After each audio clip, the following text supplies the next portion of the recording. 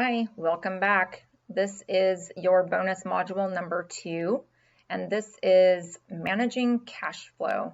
My name is Donna Phoebus with Integrity Business Advisors, and I'm going to be with you to run you through this and teach you all about how to manage your cash. So let's jump in. So cash flow, let's move on to our next slide, which is, let me see if this thing's going to work for me. So how critical it is to your business's survival.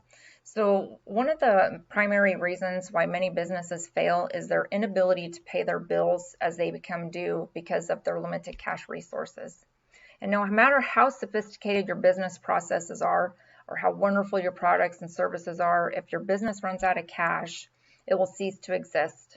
And surprisingly, many small businesses do not have cash. They don't have a cash flow plan.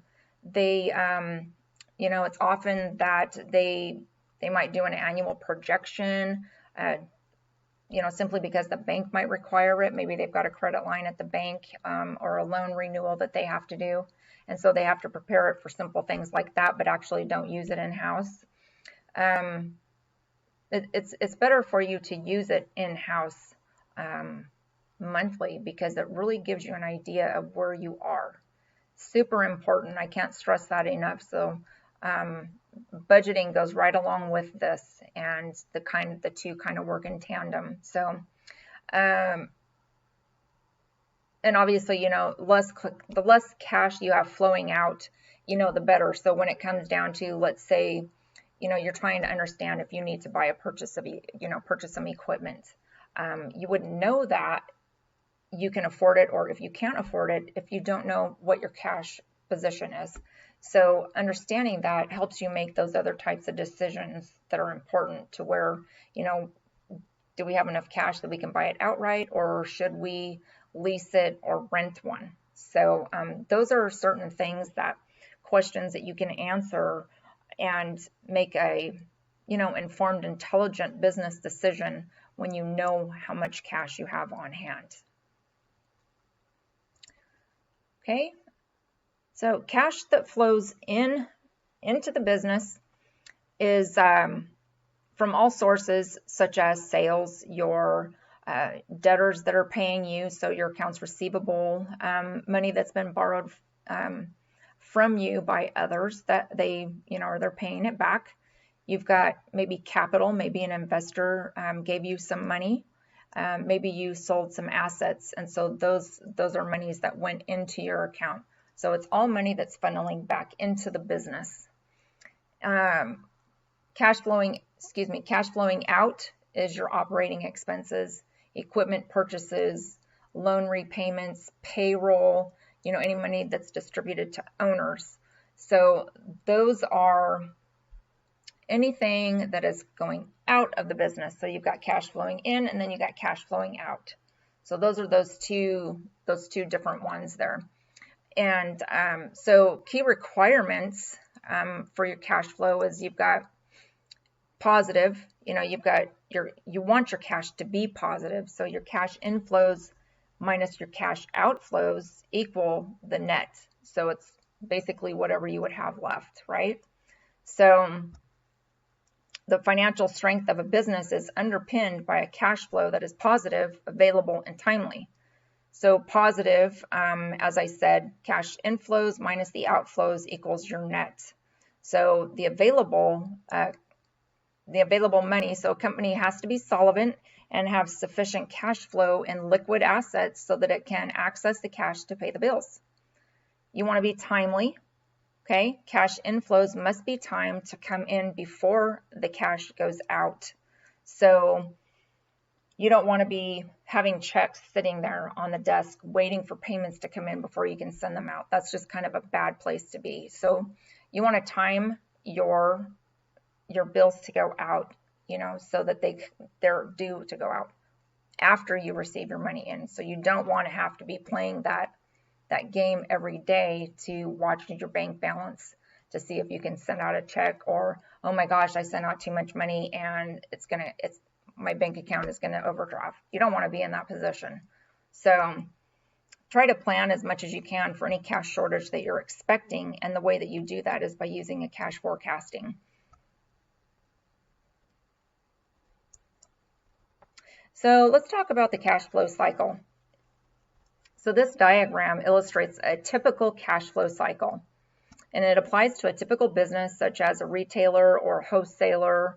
A similar cash cycle would apply to any business that might be like, say, manufacturing, or you just need to include an extra couple of steps to recognize those cash outflows that would be additional for adding value to the purchase inputs, that and through labor, because there's a lot of labor when it comes to manufacturing.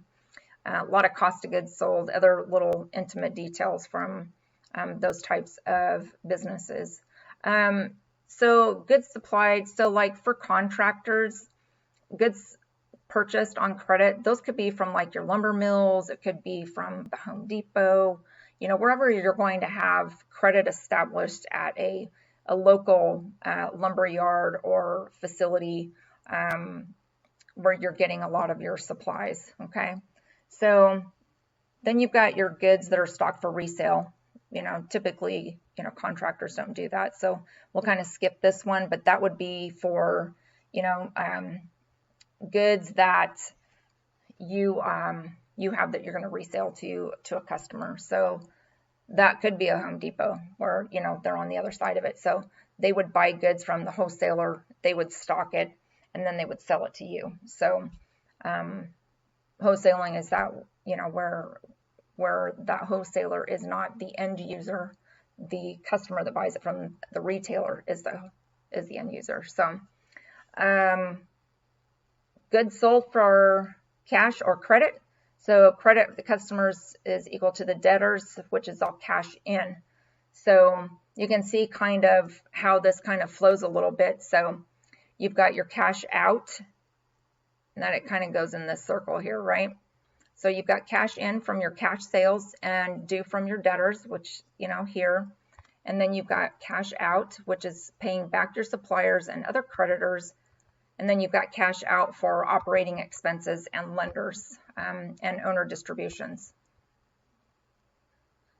So the cash inflows, obviously, you want them to be greater than the outflows so that you can use the surplus to pay these operating expenses and repay the loans. So in other sections we've talked about, like on your P&L, you've got your gross sales, then you have your cost of goods, which is what we're talking about here. And then you have, so your gross net, and then below that line you have your operating expenses. It's also referred to as OPEX, and then you have your net total at the bottom. So those are, what you want. You want to have that net flow so that you have, after your gross profit line, that you have the money to cover your operating expenses. Does that make sense? If not, just shoot me a message. Some of this can get a little hairy, so I'm happy to explain a little bit further. So let's move on. So most business owners, faced with the issue of increasing profits, they will immediately look towards cutting costs. It's like, oh, I either need more sales or I need to cut costs. So people tend to think that they tend to think of their hard-earned money as money going into a black hole, like your expenses. So it's like, well, you put 10 grand into the bank and all of a sudden, poof, it disappears. It's no longer there and you can't figure out what the hell happened to it. So traditionally, yes, you need to, decrease your expenses. You always want to be looking for efficiencies. So I'm not going to say that that's not, not the case, because revenue only comes from two places. Number one, either from sales or from, reducing expenses. It's not going to come from anywhere else. It has to be within there. But 99% of cases, there's going to be some savings to be made through that approach of cutting your costs. So let's say that you're a roofer and you're using the most expensive supplier. You're not on a contract, and as the prices go up, you're not locked in at a rate, so your price keeps going up and up and up. So when you've already have established contracts with the client, you are having to eat that difference. So one of the things you can do to reduce your expenses is set up contracts with your suppliers. Work out a deal, have a signed contract and agreement in place for the year, and lock yourself into a specific rate, which cuts your expenses, which that's a way of cutting costs. Other ways you can cut costs are traditional ways, such as, do we really need to have 10 trucks when we're only using 8? Do we need to mail everything out, or can we start utilizing digital methods of mailing, such as, emails, or, there's different ways that you can send things out nowadays, all sorts of things, DocuSign, and, sometimes you can use Adobe, BizPayo, all these various different companies that will help facilitate those things for you. And it saves you stamps. I did a cost workup once years back on the cost of what it was costing our company to mail everything out versus setting our carriers up on ACH. And it was a significant dollar amount. It was crazy. Just the change of how much an envelope costs, a stamp costs, right down to the ink of the printer. How much you can save simply by making one little change to your process. So it's really incredible. So obviously you're always going to have expenses. You have to have expenses to run a business. You're always going to have some. So you're never going to get rid of all of them. It's just not even realistic. But cutting them back and working a little bit leaner is always a really good idea. So think about it this way. I love this line. No business ever shrank its way to greatness. So I always thought that was interesting. That's no business ever shrank its way to greatness. That's right, because we're always growing, which means, our expenses are growing. We just want them to be, relatively close to where we need them to be, so we're still turning a profit. We just don't want to be like, well, we're making millions of dollars, and who cares whether or not it costs $10,000 for, new carpet. All of that adds up at the end of the day. So you really want to still, pay good attention to, how much you're spending, which is where the budget comes in. Again, I keep going back to that budget. It really helps you to facilitate where you're trying to target versus where you're going to end up. Don't let yourself deviate from that, and hold your staff accountable to it too.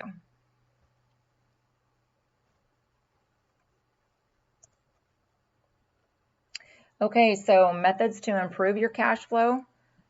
So again, cutting the costs. Identify the activities which generate costs. So,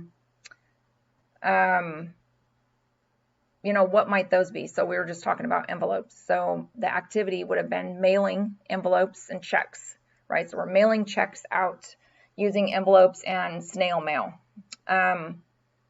Will changes to that activity, will it affect the business? Yes or no?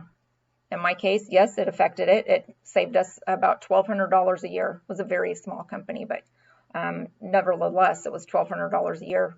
And we were back in 2008 where, everything was crashing, and we were trying to find savings so that we could maintain our staff and not have to lay anybody off. And so we were going through great lengths to try and make that happen. That just happened to be one of them. Save one person's job, so it became a big deal.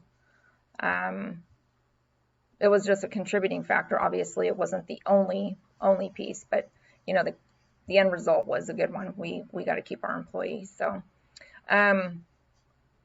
if the changes, let me see. Will changes to the activity affect the business turnover? If the answer is no, then the activity is necessary. So if the answer is yes, then you can apply the cost reduction techniques that will create the adverse effect on the business's profitability. So I want you to remember this. So you don't you have to be smart about where you're going to cut, right? So it can have long-term effects. So you really want to be careful about your choice of where you're going to not spend money in the future. So an example would be letting one of your people go. So maybe that person has been there for 10 years and they just have a wealth of knowledge. What is that going to do to the business if you let that person go and you lose all of that knowledge? It just goes walking out the door. So what kind of an effect is that going to have on the long term, right? Marketing, if you have been investing in marketing and let's say that you're having mild success, well, if you cut it off, you're going to lose all that momentum. What is that going to look like? Technology and falling behind depends on, kind of depends upon, what business you're in, but you always want to stay up on technology, because when you don't follow up and kind of, I don't want to use the term go with the Joneses, keep up with the Joneses, because it's kind of, that's not really how we want to look at it. But if you're not staying up to date with the changes in your market, then you're going to get left behind. So you want to make sure that the changes that you're making do not cause any adverse reactions, when you go forward. So you want to maintain your customers, your market share. You want to maintain your employees. So cutting costs as far as, employees, you always want that to be a absolute last resort. So methods to improve cash flow using your, by increasing turnover. So that is, there's 4 different ways you can do that. So number 1 is increasing the number of customers, the type of customers that you want to have. So let's say that you only want to do high-end big jobs, or you only want to do commercial jobs. So you want to increase those that you want to deal with and come in a position where you have an option, right? So a lot of people, well, we just take the clients because we needed the money. You don't want to be in that position. You want to be in the position where you have an option. You get to choose who you work with and who you want to do work for. So increasing the number of types of customers that you want, okay? 2, you can increase the number of times a customer returns. So, kind of that back-end marketing, how many times is the customer going to come back? How can you get them back? Providing excellent customer service, competitive pricing, things that would cause your customer to return. Do you provide a good environment? Is it clean? Is it safe? Consider those things. So it will increase the turnover of that cash, because you're consistently having repeatable customers, and it's always easier to bring back a current customer than it is to go out and find a new one. So you always want to maintain that. Increasing the average value of each sale. So I always encourage people to go back and identify what their costs are and look at their pricing to make sure that it's always relevant and that you are measuring your markup and your profits accurately, so that at the end of the year you're not caught by surprise and don't have as much money as you anticipated having. It can be a big surprise if you're not prepared for it. So make sure that you are watching that carefully, and as the market changes, costs fluctuate. We all know that. So you can't eat all of the increase. It's got to be shared with your client. It's just kind of part of the game. So don't be afraid to pass it on. I know that you don't want to all the time. Maybe you do. Maybe you say, well, screw that shit. I'm not going to pay for any part of it. Well, that's fine. Your customer doesn't need to know that. That's all in the background. Nobody needs to know that, but don't eat it all. So make sure that you stay current, because you always want your information to be relevant. You don't want it to become irrelevant, because then it's no good. And if your information's no good, then your budget isn't any good, which means your cash flow isn't any good, and everything just goes to garbage, right? So lastly, you can increase the effectiveness of each process, and you do that by creating efficiencies and And so, and you do that by kind of going through these other ones and looking at, okay, how can I make this more effective? What can I do to kind of hone in? And you just dive deep into those to see, which of these ways can I utilize to grow the company as it sits, right?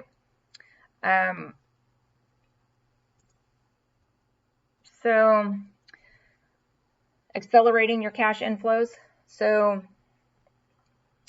we all know that the majority of cash flow is generated from sales of your goods or your services, and it's the preferred way to accelerate income and collecting your payments, right? So I'm a person that is pro asking for upfront payments, especially for your materials, because that's your major cost above and beyond, your labor.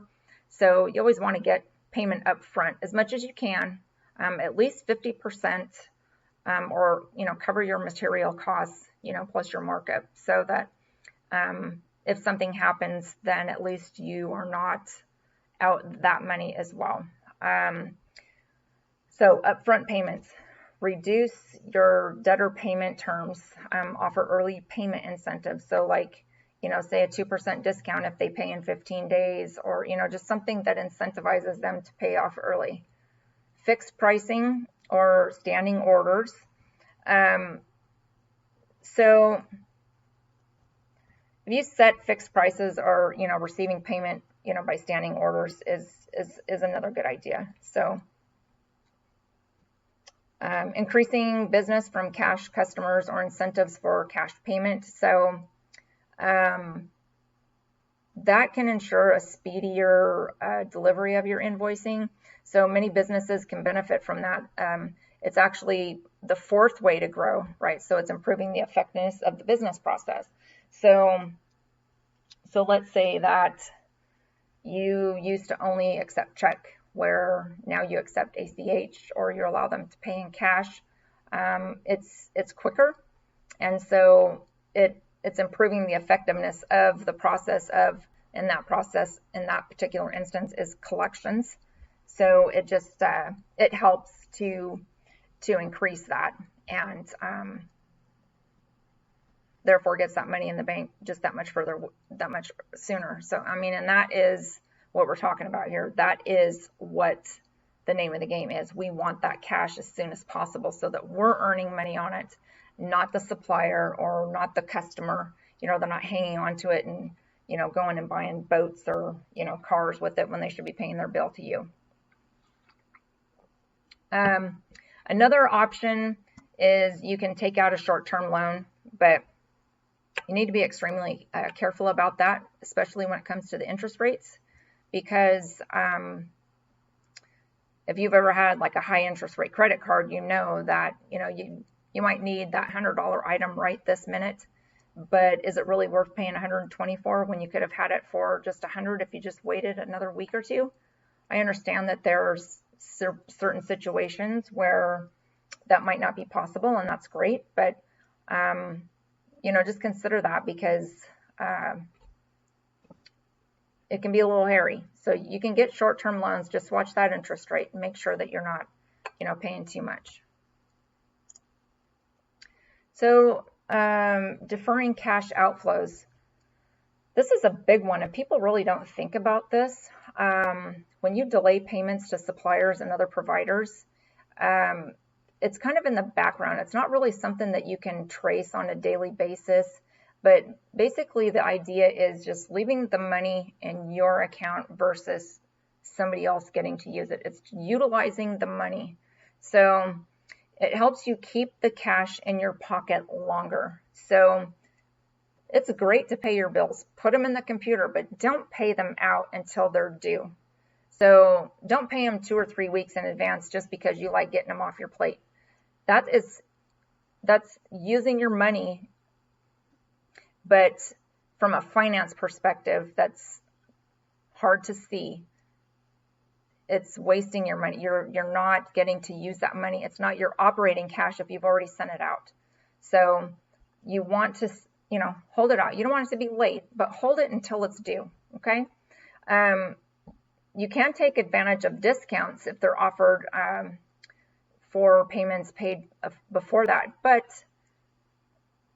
is it really worth, a 0.25%? It depends on how much we're talking about, right? So if you're paying a $40,000 bill to, the local lumber yard, and if you pay in 10 days or less, you get 2%. Well, that's a sizable dollar amount. So in that case, you probably, if you have the cash and you're managing your cash, you probably want to take advantage of that. That and make the most of trade credit.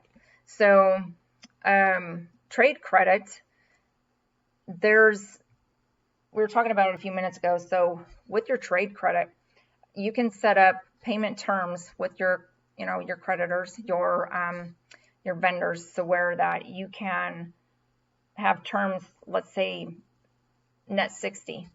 So you get the materials, you build the roof, you build the house, whatever it is that you're building, and you collect the money from your customer, and then you pay the bill. So it's like you're extending those terms so that you can get your project done and collect the money and then pay. So then essentially you're not paying out of your pocket at all.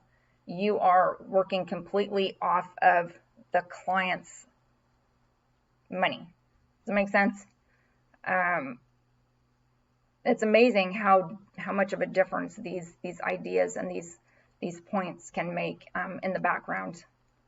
Really is. I wouldn't lie to you. So yeah, so make the most of your trade credit terms. It doesn't really make commercial sense to pay your bills before the due date. So no sense in doing that unless it comes as a really good benefit to you. So there's Jack Welch. I don't know if you've heard of him. He was the ex-CEO of General Electric. And he said the 3 most important things to measure in a business are customer satisfaction, employee satisfaction, and cash flow. So, and as he explains it, the basis to managing cash flow is to ensure that you measure it, plan for it, and prepare for slow cash flow periods. So that's your cash flow forecasting. It's an essential management tool that you absolutely want to use. It allows you to understand the peaks and valleys of your business and understand the effects of like seasonal variations. Everybody knows that building typically will slow down a little bit due to weather, especially in the wintertime. Credit policies and, your balance sheet transactions, which are related to your assets and your liabilities. So Jack was, he's generally acknowledged for, being one of the all-time great CEOs. We kind of feel that, with this, he's kind of spot on with this assessment, because cash flow is one of the 3 most important things to measure in a business. Cash is king. Without it, you die. So you always want the cash flow to be, a KPI, which is a key performance indicator. There are a lot of different ratios and tools that you can use to get a full picture, but, always make sure that you're tracking the cash.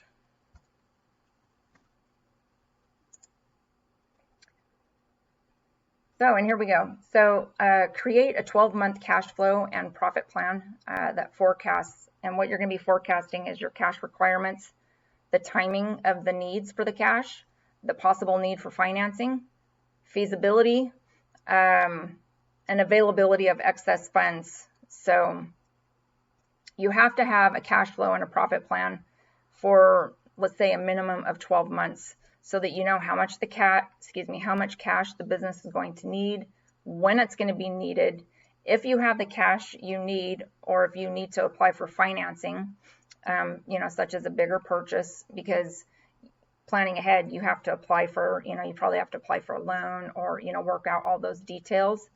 So, if it's feasible that, the bank will loan you or your business money.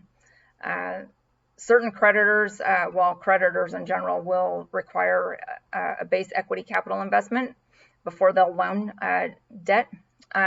So I'm just going to stop right there for a quick second. So I don't know if you've ever heard the term before, but a lot of companies will, if they're working with a bank, you go into the bank and you've got yourself a profit and loss statement and you have a balance sheet and your equity on there is negative.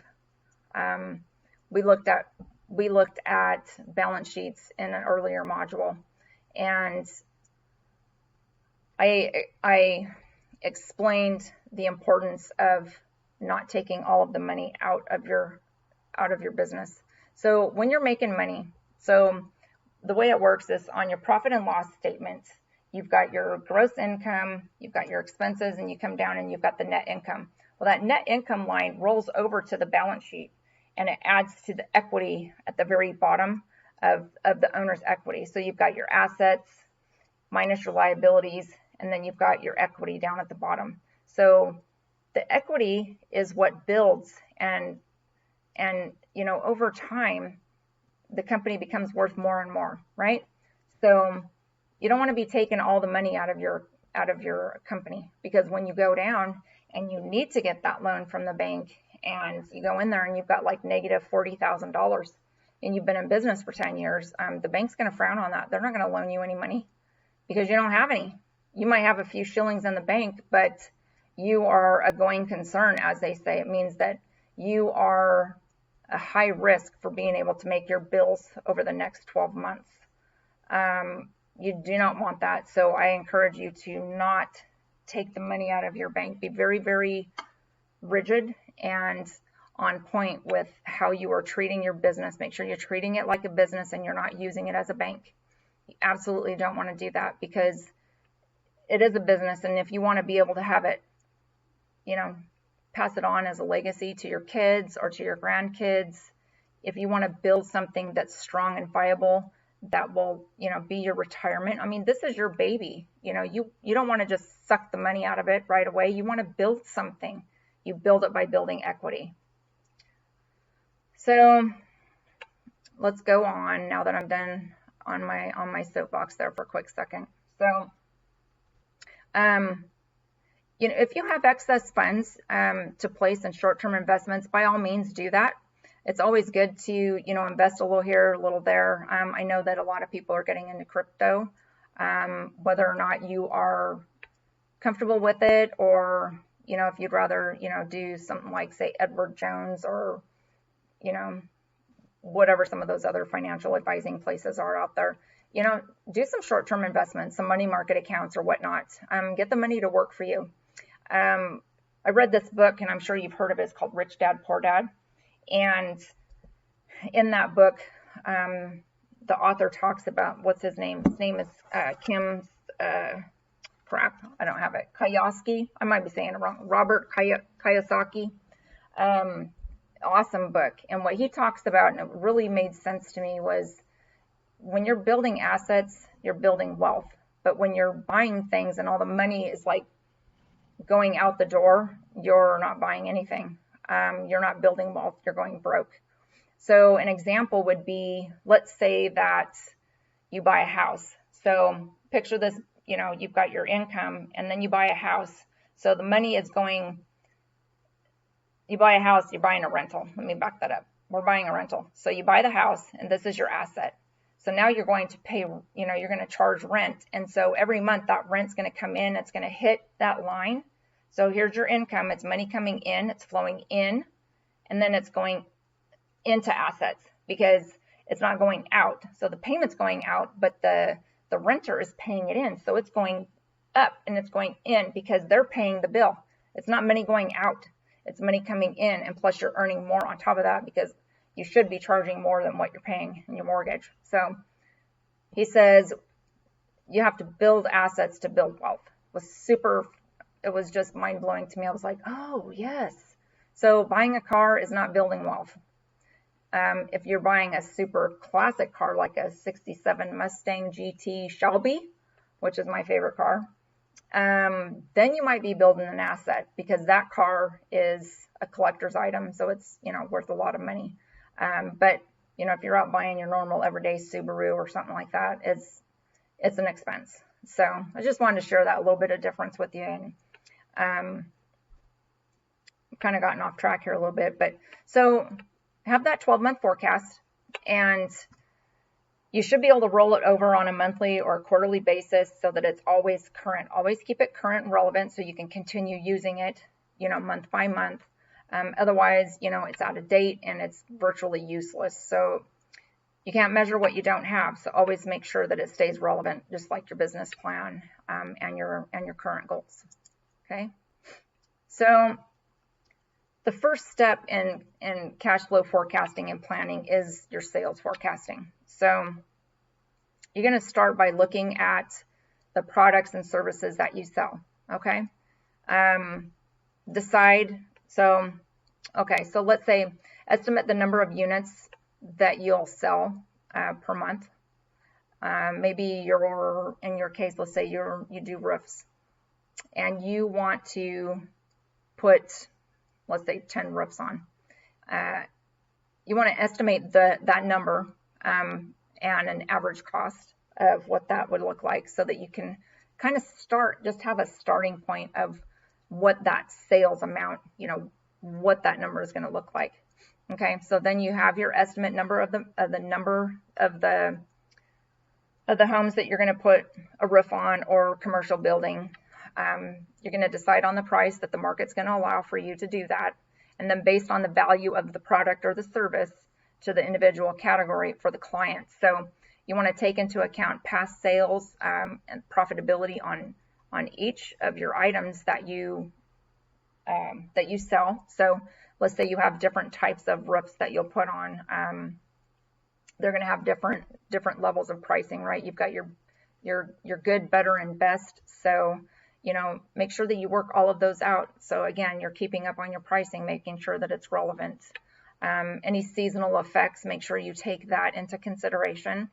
Competitors, make sure you're keeping an eye on them and what, you know, or potentially emerging competitors are coming into the market, and any environmental changes, you know, any changes in, you know, code and different things that you might have to add. You know, maybe for some dumb reason you're supposed to add gutters to your new roofs or something, you know, something silly.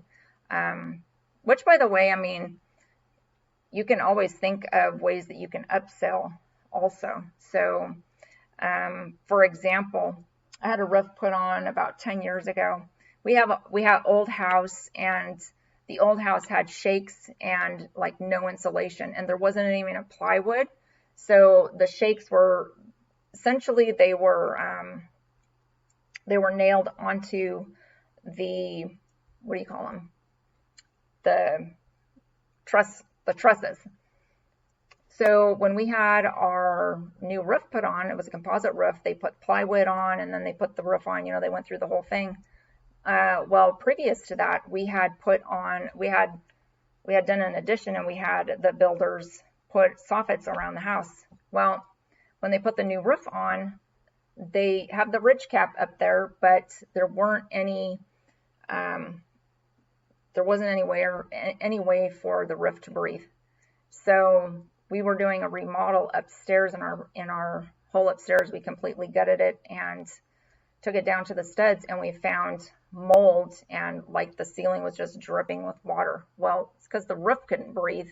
So come to find out, when they sealed it all up, and nobody paid attention or even looked to see, you know, if there were, you know, air, whatever the hell you call those things in the soffits, to make sure that the roof had some breathing. They could have had a really good upsell there. So we ended up having to pay somebody else to do that, because we ended up having to, you know, redo the entire upstairs, and it cost us, you know, a ton of money. But anyways, stupid, simple things like that where you could upsell. And I don't really think that, you know, people think about that. But it is a really good way that you can, you know, earn a few extra bucks, or gain the, you know, at a minimum, gain, you know, the respect from the customer. Give them a referral to somebody and let them know, hey, you're going to want to do this, because otherwise this is going to happen.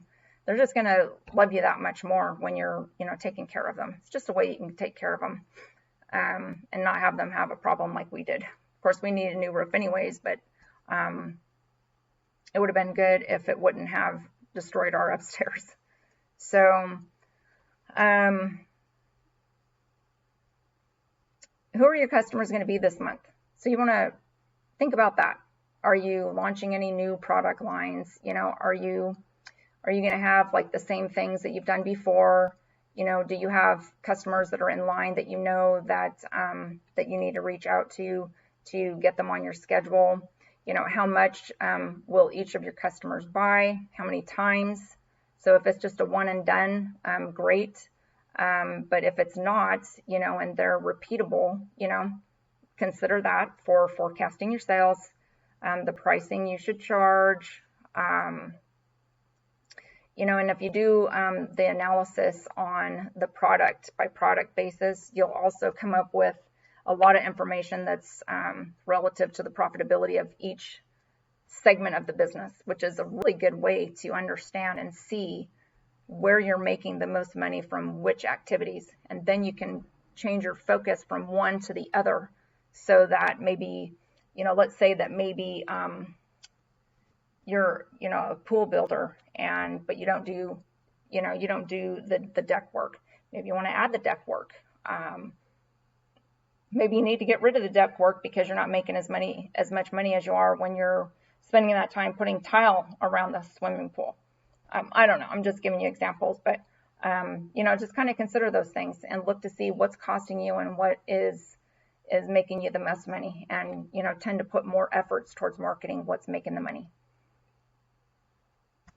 Also include any other income that's generated. So like if you've got income that's generated from like miscellaneous retail sales or miscellaneous income from repairs that you do, things like that. So anything out of the norm that's not normal business, make sure you include those. Estimating your cost of goods sold. So to do that, that's your next step. So you're going to look at the direct costs, which is the cost of goods sold. So if you're in roofing, your cost of goods sold is going to be like your tar paper, probably your plywood, your nails, the tar, if you're doing that type of a roof. You're going to have your shingles, the various types of shingles that you would use. You're going to have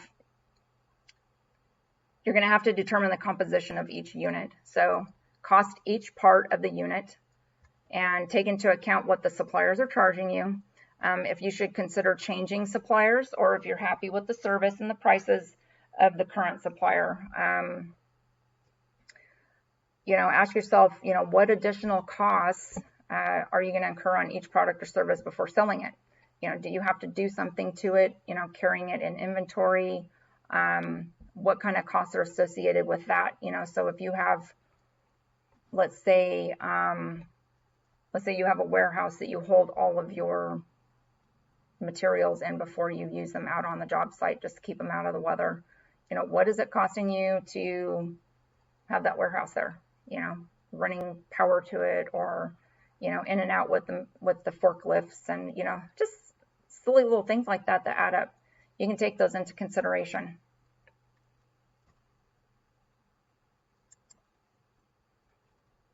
So estimating your expenses. So you got different categories for different expenditures.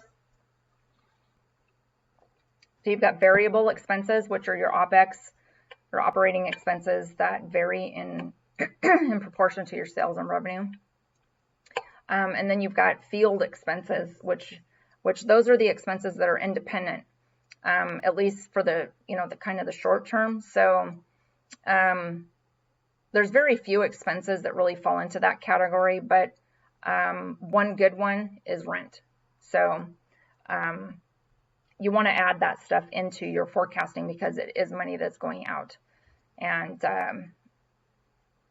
you also want to take into consideration if you're going to be hiring new team members, what that's going to change as far as other expenses such as payroll, health benefits, taxes, any additional office space or phone charges that are going to be, come about because of that, the increase in salaries.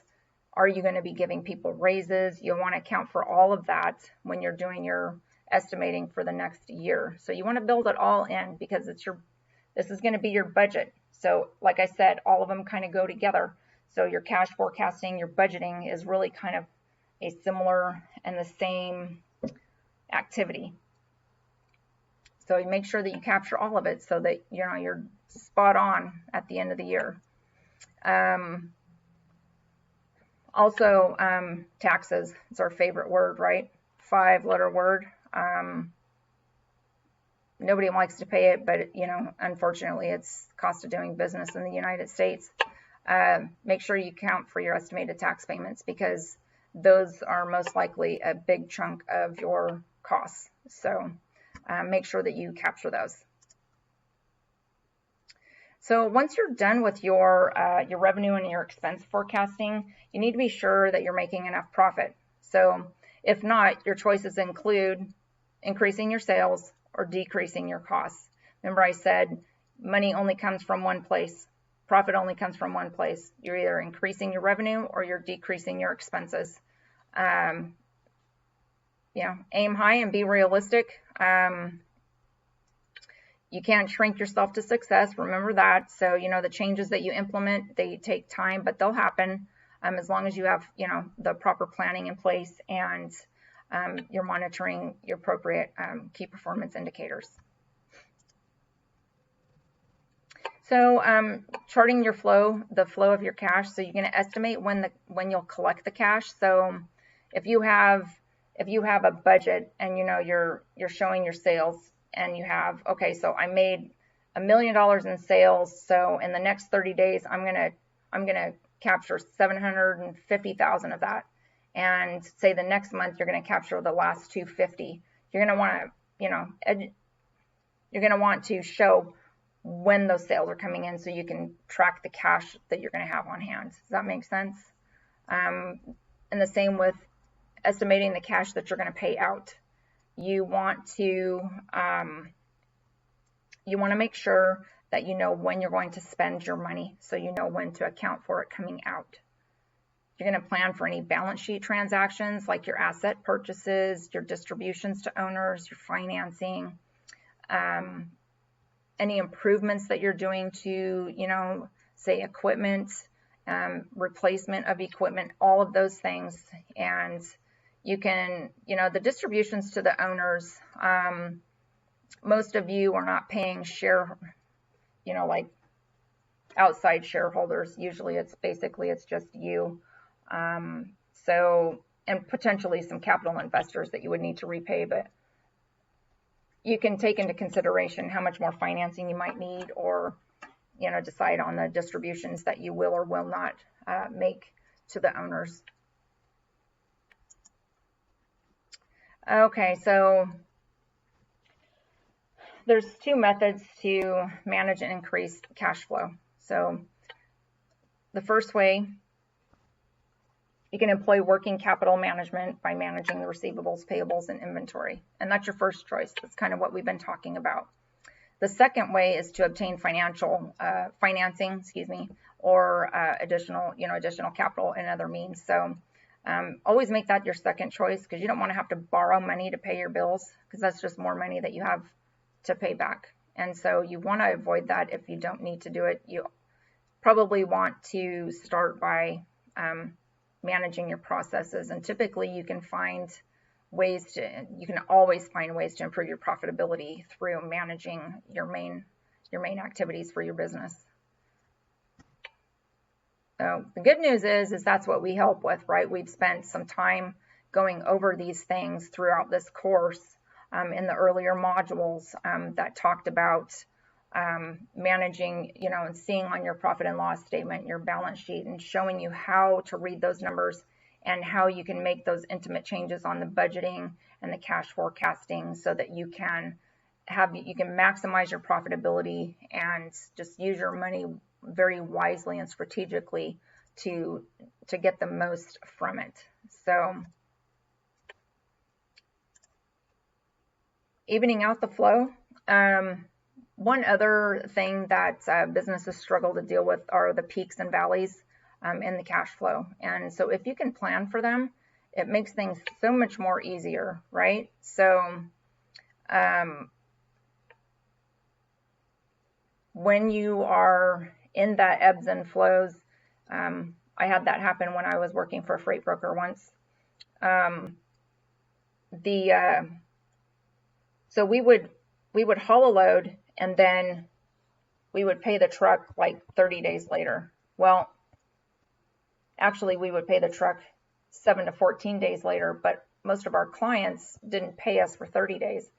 So we had to manage, that we called it like an accordion effect. Now, how does that work? Like this.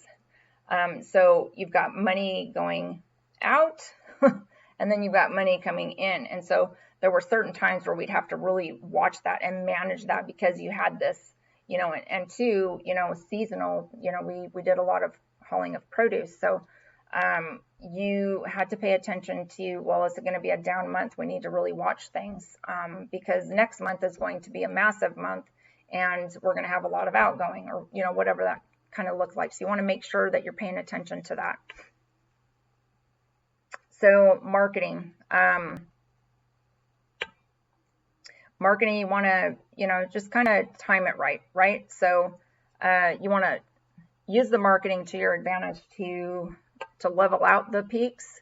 So if marketing's performed prior to a notoriously bad time of the year, you have the potential to pull through the trough, the downward, the downtime, the valley, and kind of have it go up a little bit, so it's not quite so much of a valley, and kind of just smooth it out. So use the marketing in a specific way to boost sales in those down times, so that you can even that out, right? See, working schedule. So in working schedule, you're going to be encouraging non-urgent customers to wait for goods and services until a slower time of year that can assist not only cash flow, but work cash flow as well. So I'm trying to think of an example of that. So a non-urgent customer to wait for goods and services. Perhaps that could be maybe somebody who's just planning for the winter time for, let's say they want to get salt so that they can put down salt on the driveways and things that they clear out for schools or business owners. Maybe that salt is used for another purpose and somebody else has a much more urgent need for it. If you can, have that other client wait a month or two so that, maybe you can get the sales into that next month. Another example would be if you have, let's say you're a manufacturing company and you have ABC product that you need to, you need some sales for next month. So let's say that, your sales team gets on the phone and says, hey, we've got such and such product. We'd really like to get it out next month instead of, in March. Would that be okay? See if you can, move it around a little bit. Maybe they'll take it earlier. You just never know. So just kind of work it. So just work in the scheduling. Pricing structure.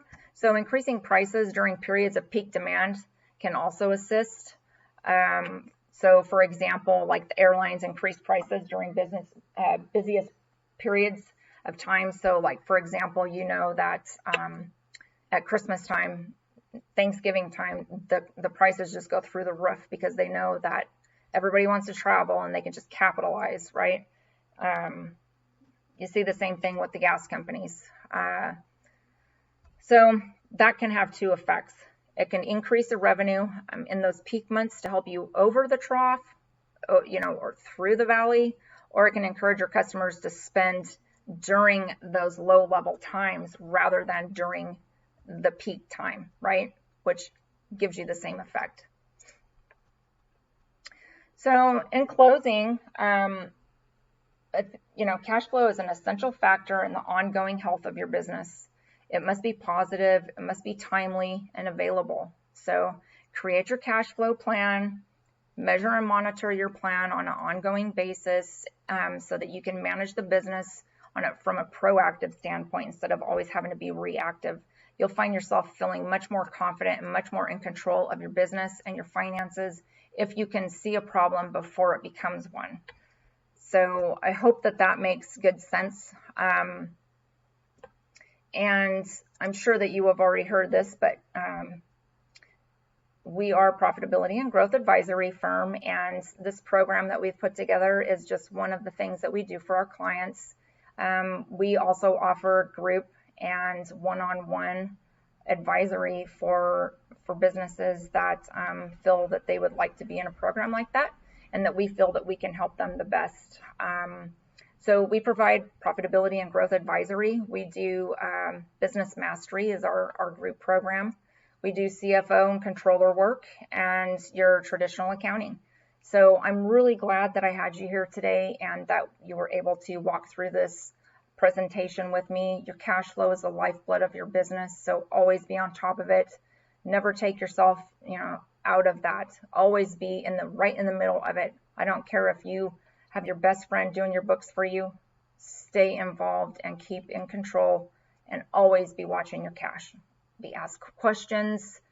There is no dumb question. Always ask questions and be spot on in front of any cash doings with your business to make sure that you know what's happening and you are knowledgeable so that you can be proactive rather than react. So thank you so much for being here and going through this with us today. I've really enjoyed getting to share with you today. So God bless, and I will see you soon.